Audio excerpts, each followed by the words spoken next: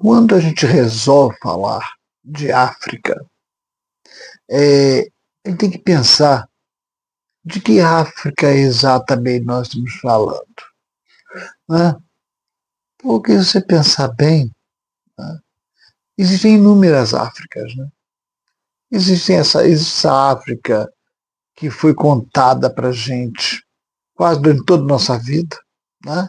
Contada pela imprensa ocidental, todas as narrativas que vêm dessa grande imprensa falam de uma África que, na verdade, não saiu do estágio da barbárie.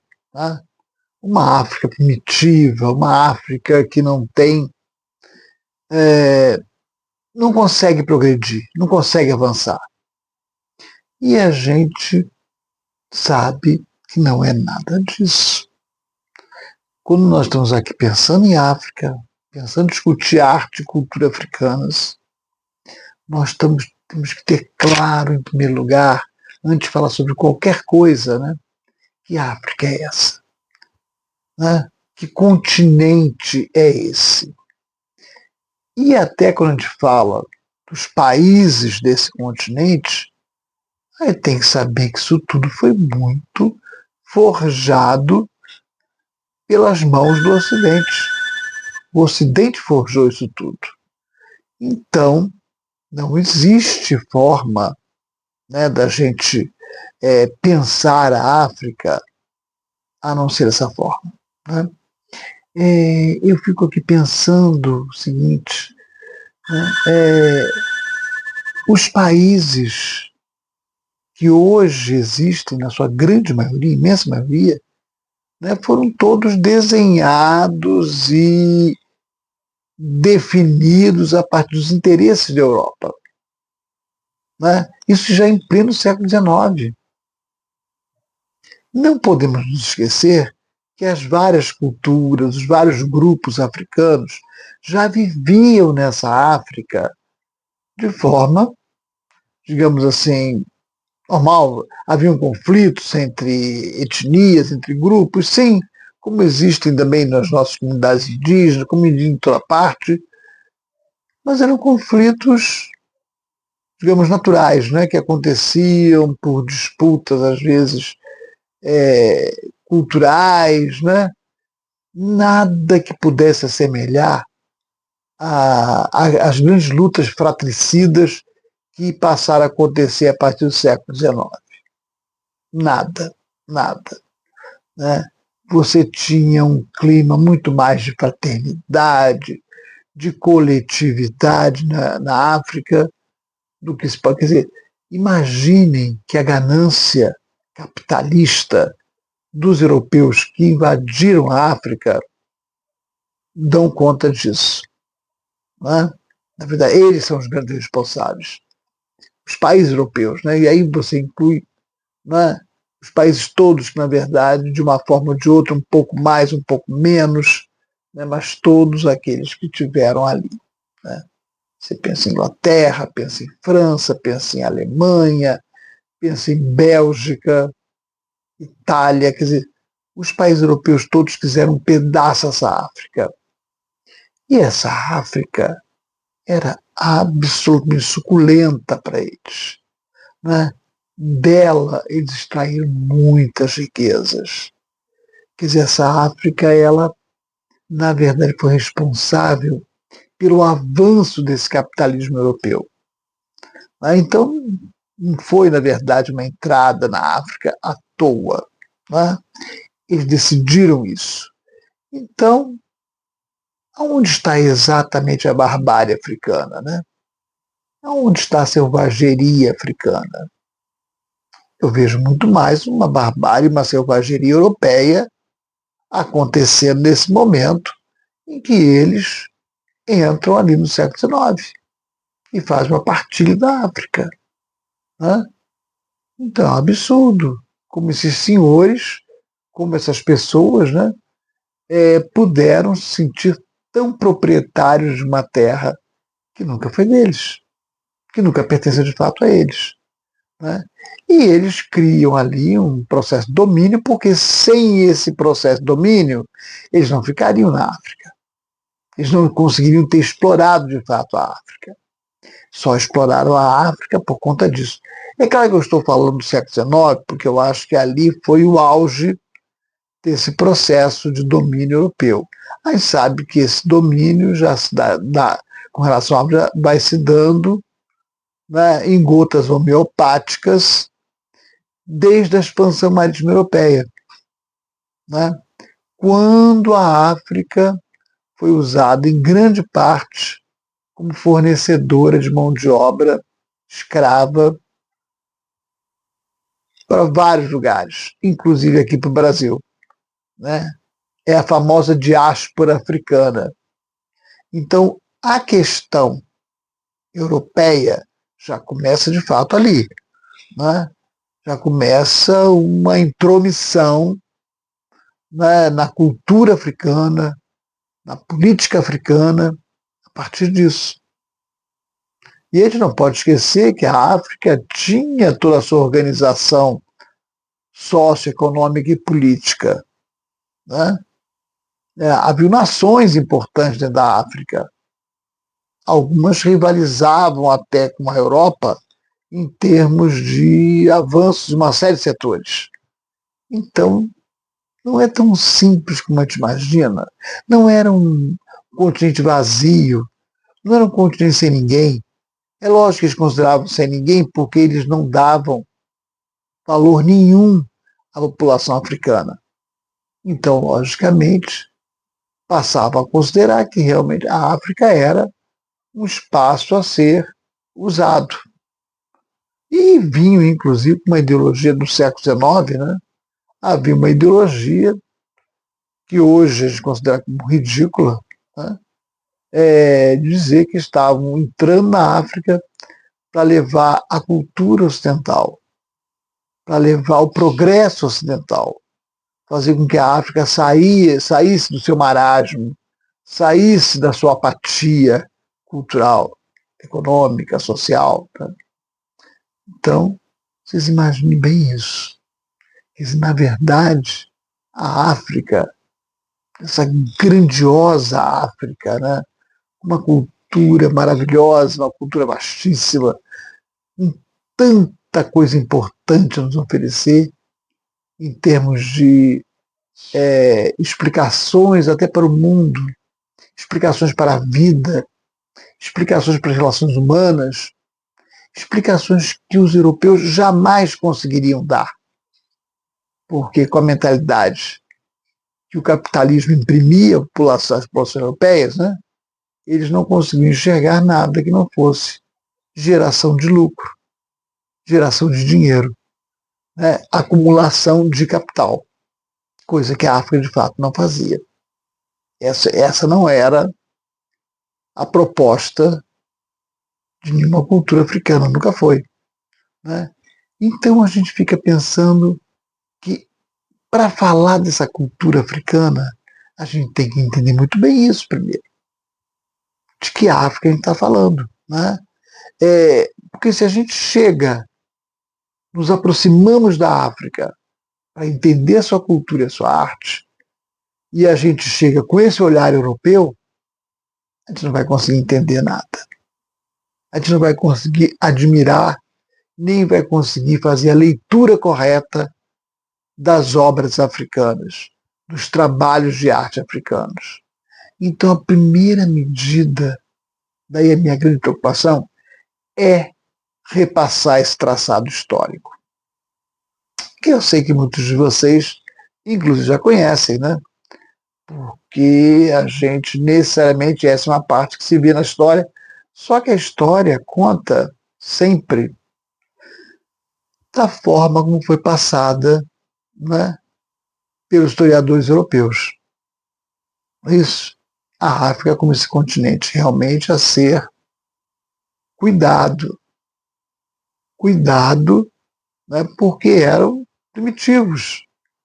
Então precisavam ser salvos desse primitivismo, né, dessa barbárie em que eles existiam.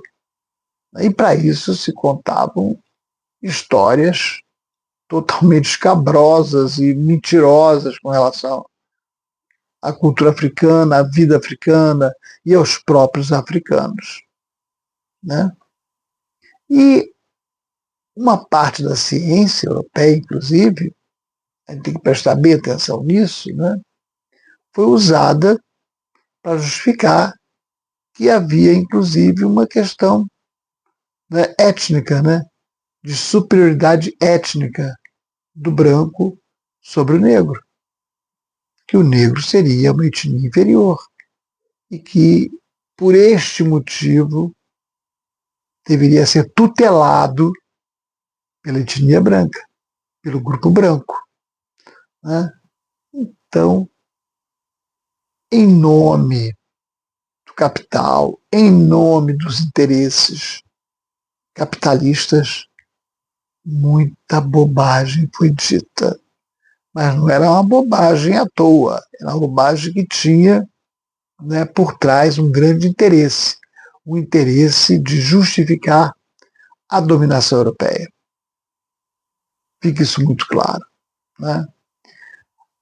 A gente teve, logicamente, que a gente teve, eu costumo dizer que esse é um circuito, né, esse circuito cultural, o próprio circuito de dominação, ele nunca é inteiramente de mão única. Né? Então, ele ia da Europa para a África, ali se fazia todo o domínio, né? Foram feitas violências totalmente desnecessárias, quer dizer, nós tivemos momentos genocidas, inclusive, né? A gente sabe muito bem disso, né? Tiveram cenas escabrosas de acontecer lá durante esse período todo da história do contato do europeu com os africanos, e a gente sabe o quanto que isso significou em termos de destruição e morte. Né? E o quanto que até hoje a África sofre. As grandes guerras africanas, vocês não têm dúvida, são fruto de toda essa presença europeia. Os europeus são os grandes responsáveis. Quer dizer, com a alegação de que estavam indo para lá para levar progresso, levar uma cultura mais avançada, né, aos primitivos africanos, eles, na verdade, foram responsáveis pelo oposto. Eles destruíram, né, uma cultura que já estava ali, né, e que, na verdade, conseguiu se manter, né, graças ao próprio sobrevivência dos africanos, que lutaram e conseguiram sobreviver isso tudo. Mas vejam bem, como que eu consigo falar sobre cultura e arte africana sem ter isso tudo muito claro, né? Sem perceber o quanto que os europeus fizeram do continente africano apenas um local de extração de riqueza. Né? Primeiro, lá no século XVI, né, a partir de um domínio e da escravização do povo africano. Uma coisa terrível. Né? A grande diáspora negra entende que isso é uma dívida que a Europa e uma boa parte do restante do mundo tem com relação aos africanos. É uma dívida que é muito difícil de pagar, porque ela é muito alta. É uma dívida alta demais. Né? E acho que já ficaria bem melhor se pelo menos eles se afastassem, se deixassem os africanos viverem sua própria vida. Né? Pagando o que devem, é claro. Né? Porque tiraram tanto que devolvam agora, comecem a devolver agora, para tentar recuperar essas culturas, recuperar esses países, fazer com que eles realmente possam, com as suas próprias ideias, com as suas próprias formas de gerir a sua sociedade, consigam chegar a um outro ponto. Porque também não tem que deixar claro que eles, aliás, eles, nós também aqui no Brasil, na América Latina, né, não podemos acreditar que existe só uma forma de desenvolvimento social e econômico, como eles tentam falar isso para a gente. Não. Cada povo tem que buscar suas próprias formas de chegar a pontos mais elevados do ponto de desenvolvimento. E não tem que ser seguindo aquelas etapas que os ocidentais, a Europa e Estados Unidos, teimam em fazer o que a gente acredite. Porque dessa forma eles nos mantêm tutelados, porque vamos lembrar que não são só os africanos, nós da América Latina também somos, né? Por essas pessoas, por esses grupos. Então, a luta é para realmente afastar os europeus, mas que eles continuem pagando à África o que lhes deve, né? Mas que a África decida o seu próprio destino, né? Que ela mesma consiga fazer com que o progresso chegue a partir das suas próprias metodologias.